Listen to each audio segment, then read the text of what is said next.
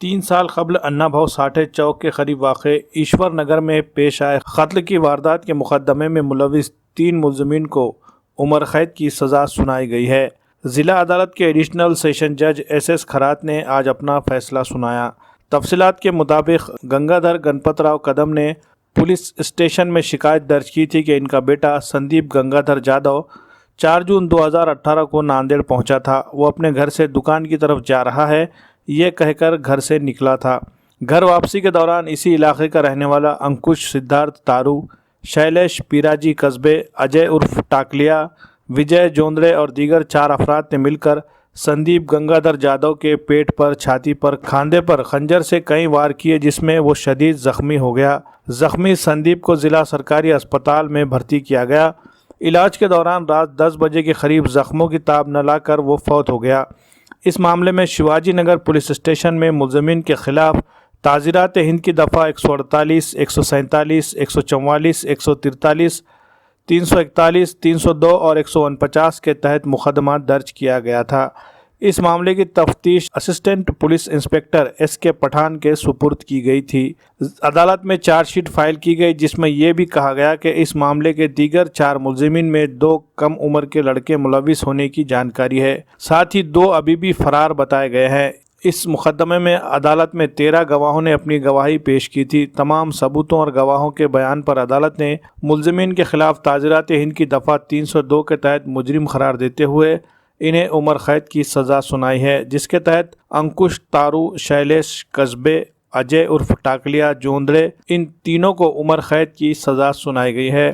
सरकारी वकील की हैसियत से एडवोकेट संजय लाटकर ने पैरवी की है, जबकि पैरवी ऑफिसर की हैसियत से शिवाजी नगर पुलिस स्टेशन के अमलदार श्रीनाथ कुलकर्णी ने खिदमत अंजाम दी। या प्रकरणामध्ये जो फिर्यादी होता त्याचं नाव गंगाधर गणपत जाधव आणि त्याचा मुलगा जो आहे त्याचा संदीप याचा मर्डर खून झालेला होता।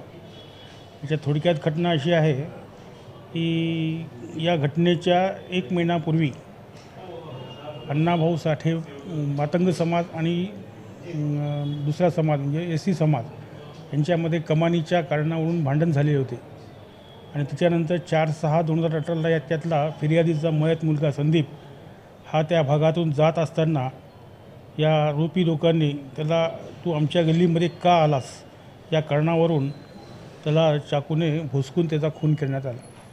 यावरून गुन्हा दाखल झाला होता 302, 341, 143, 144, 147, 148, 149 भादवीप्रमाणे पोलिसांनी तपास केल्यानंतर या न्यायालयामध्ये चार्जशीट दोषारोपपत्र दाखल केले आणि दाखल केल्यानंतर आरोपीने आपल्यावरती दोष नाकारल्यामुळे सरकार पक्षातर्फे इथून यामध्ये प्रकरणात एकूण 13 साक्षीदार तपासण्यात आले आणि 13 साक्षीदार तपासल्यानंतर त्यांचा जो आरोपींचा जो बचाव होता तो असा होता की अण्णाभाऊ साठे त्या ठिकाणी जी कमान उभारायची होती या कमानीतून वाद झाला आणि त्या वादातून आम्हाला ह्याच्यामध्ये विनाकारण आम्ही दुसऱ्या समाजाचे म्हणजे SC समाजाचे असल्यामुळे आम्हाला गुंतवण्यात आलेला आहे।